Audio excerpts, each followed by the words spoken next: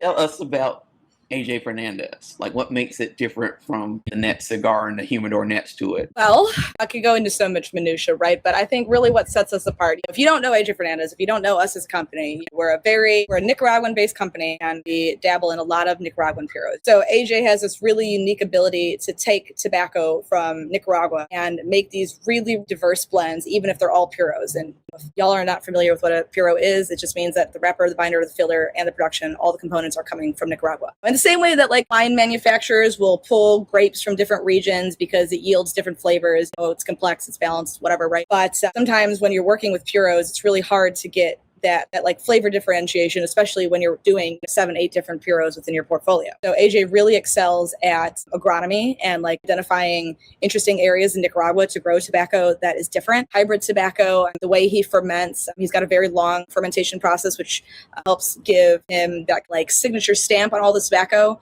We not only make cigars for us, like within the AJ Fernandez portfolio, and that would be like New World, San Lotano, Enclave, Deuce de Gloria, Sortez, Last Call Ramoniones, and Amar. Anything that we make for us or contract manufacturing bears like a really signature flavor profile from AJ. So like you always know it's AJ tobacco. So I think that's like really what sets us apart. And I'm a big music person, and I always use the example of like Dave Grohl as a drummer when he drummed for Nirvana, or when he drums for the Foo Fighters, or he drummed on the Queen of the Stone Age album. And you can always tell that it's Dave Grohl drumming because he's got this very distinct style. Right. And that's how AJ is with blending. He has like a company, like from his own portfolio. He's not putting out anything that he does not personally want to smoke. So you will notice like we don't do a ton of really mellow cigars. They're like box press 58, some of them, because AJ doesn't really love deeper engaged cigars, but understands that like the US market demands it.